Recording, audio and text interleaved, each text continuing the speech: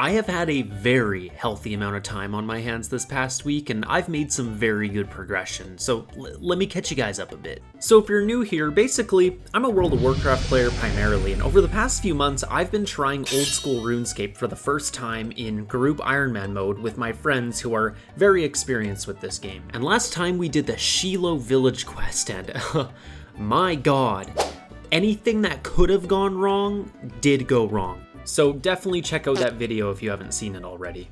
But we ended off with me just starting my Tempros grind, and I can finally say I am done that grind, and actually it was pretty quick. Getting to 58 fishing was easy peasy. And I actually ended up with a pretty decent haul. I ended up getting a rune chain body from one of the caskets I opened, which was pretty freaking sweet. And then I also ended up getting a fish barrel and a tackle box, which at the time I didn't really think anything of it, but now that I've seen those drop rates, wow, I was pretty freaking stoked. Even though when I got them, I quite literally had no idea what they did. I just thought they were cool because they were rare. But we will definitely be back because Tempros is honestly one of the most fun events I've done in the game so far. Like, it is so good, and the XP is fantastic. And I really want that dragon harpoon.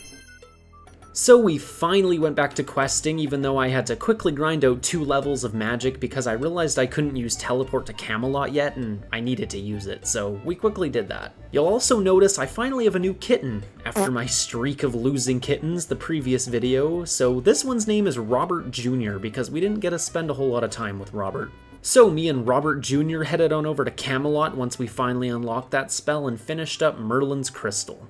And while I was in the area, actually, I was in a Discord call with my friend, and he told me near Camelot you can get the Boots of Lightness, which were super easy to get. I literally just had to go in this little dungeon and then cut the spider web, and boom, they were sitting right there. And dude, I mean, these things are awesome. Like, I honestly wish I knew about them earlier because it literally reduces my weight on what I'm wearing, so my runtime charger recharges faster when I'm not moving. Like, that's sick. And they also taught me a little something about weight, because I was really confused when I would unequip things, my weight wouldn't actually go down. It wouldn't go down till I actually put it away in the bank. So I kind of learned that the stuff in your inventory also counts towards your weight. I feel like I should have known that sooner. So then we went to go do the Elemental Workshop 1 quest, which honestly is probably the fastest quest I've ever done so far. Like, it was like I ran around, I clicked a few things, and boom, done, easy. And I mean, for such a simple quest, like, god damn, bro, look at the shield I got. Like, that is sick. So then I headed on back to Lumbridge to continue the Lost Tribe quest, and oh my god, what a slog, dude. This quest had me run through this massive cave that I had to very strictly follow the line in Runelight, because if I diverted from it, I think I would have probably got teleported back to the entrance or something. I don't know. I didn't test it because I didn't want to see what would happen. And then the rest is basically, I guess, you just convincing the King of Lumbridge that the goblins are actually nice and they don't want to go to war after all, and then there was a guy who was a traitor the whole time. So yeah, pretty cool quest, I guess, but damn. That run, man, that killed it for me. So then we headed on over to the desert place I can't remember the name of, and we started the feud, which from what I've heard unlocks this whole blackjacking thing I've heard so much about, so let's go. So we took a little magic carpet ride on over to this little town called Polyvecti. I am not even going to attempt to pronounce that. So we had to figure out why there was some like beef going on between the bandits and the thugs in this town, and also apparently everyone in this town's name is Ali. They just have like a suffix before their name that like describes what they are, like Drunken Ali or like Witch Ali or something. There was even a guy named Traitorous Ali, and they were trying to figure out who the traitor was. Like, maybe the guy with the name Traitorous. So then the quest ends up kind of siding us with the thugs, and we have to perform various thieving tasks against the bandits, which I guess sort of acts as a bit of an introduction to the concept of blackjacking. So then I had to get some ingredients for this witch dude, and one of them was camel poop. So I literally had to feed a camel hot sauce to get it to everywhere. So then after calling out the leader of the thugs and basically being like, no, screw you, I'm not working with you, he started attacking me. And of course, I forgot my runes. Oh my god, bro. Oh, hell no, man. What the f***, man? Get your ass on, boy. So I couldn't attack back. So I had to magic carpet ride all the way back to Al Kharid, get my runes, and then come all the way back. Like, why does this always happen to me, dude? I always forget something, I swear to God.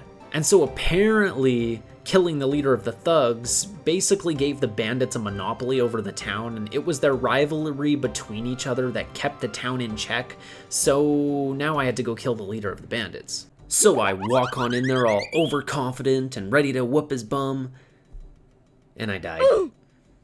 Again. I swear I die like every video at this point, but at least it was a quite short run because we're just heading from Lumbridge, and this time I remembered to bring some food.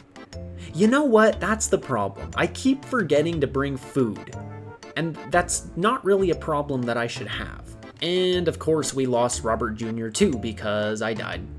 I was never meant to be a cat owner in this game. So I headed back and finally killed the bandit leader, thank God, and I finished up the feud quest, which finally unlocked us blackjacking. So I had to teach myself how to do that, and it's a lot harder than it looks. Which, first mistake I made was trying to learn how to blackjack on mobile, of all things. Which, oh my God, at first it felt basically impossible. Like I was holding down on them and then tapping knockout and then holding down again and hitting pickpocket as quick as I could, and it was just not working, dude. I was taking so much damage. And then the problem too is there's a very small window if you get caught that you can knock them out again, but on mobile it is like basically impossible to hit this window. And you know what I would do when I was getting attacked and couldn't knock them out anymore?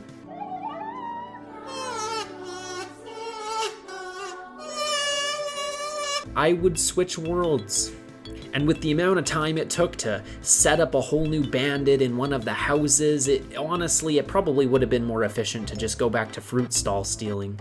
But thank God, after watching some videos, I learned about the ladder trick. So you can stand beside this ladder, and anytime you basically get aggro on them and can't knock them out anymore, you just climb the ladder, then go back down, and it resets them. I cannot believe before that I was literally world hopping every time I got aggro. Like, that's kind of embarrassing, actually. People were also saying you should use wine as your food because it keeps your inventory full, and apparently keeping your inventory full is important for this. God knows why, but apparently it is, so I did it. But I guess I kinda started getting the hang of it. Yeah, it was pretty rough on mobile. That was until I got home for the night and played it a bit on RuneLite, and oh my God! It is so much easier on computer. Like, especially now that I finally had the hang of it and at least knew what I was doing from playing on mobile earlier in the day, it was like night and day difference. Especially with menu entry swapper and being able to change my left click to pickpocket. Oh, nutty. But then when I realized how easy it was on RuneLite, I swear to God, I got to 50 in like not even 20 minutes and made like 25,000 GP. Now, when I come back to it and have to do it all the way to 99, I don't know if I'll stick with it for that. Which there is apparently like a newer grind called Varlamore Thieving that my friends have been telling me about that they said is a really good alternative, so I guess we'll go do that if I get bored of blackjacking. So then after we got to 50 thieving, I had to go cook all my fish from Tempros and from fly fishing, which was a lot. But it actually went by like super fast because I learned that if you teleport to the Birthrope Games room and then run to the bar and go into the basement, there's literally a cooking fire with a bank NPC standing right beside it. So I stood right beside him and I banged out all those fish. It was so fast. And then we got to start yet another long grind, and my God, this is where I thrive. Like, this is what I play this game for, man, is these long grinds. I love them. That grind being Barb Fishing, which I am very much still working on as we speak. In fact, I quite literally have it on my top monitor while I'm editing right now. But I definitely didn't start out doing it too efficiently because I essentially just started with doing it by the barbarian dude you get the rod from, and then I was dropping the fish whenever my inventory got full, which by all means is definitely fine, and it's the way that the OSRS guide instructs you to do it. But for one, I quite literally had a fish barrel that I was not using because I didn't know what it did, And it wasn't until I told my friends that I had the fish barrel that they said, dude, why aren't you using it then? So that was pretty sick, to essentially get an extra 28 slots to hold fish. But there was one small problem. I still wanted the angler set.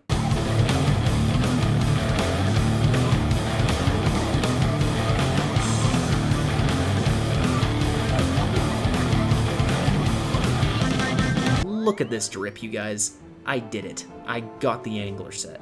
And I actually learned from reading some of the comments in the last video when I tried the trawler and talking to my friends that it was a complete waste of time for me to do the whole tar thing. Apparently you can just go up top and chop at the kraken tentacles, which gives you contribution points. But my god, people hate this event. Like, you should have seen what these people were saying.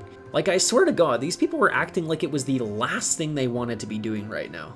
And honestly, like, they're overreacting. It is not that bad. Like, it's AFKable, it's easy. Like, honestly, the hardest part is, like, timing your tapping on the rails when they break, because you gotta be really quick. But even if you missed a few rails, you could get 50 contribution points like nothing.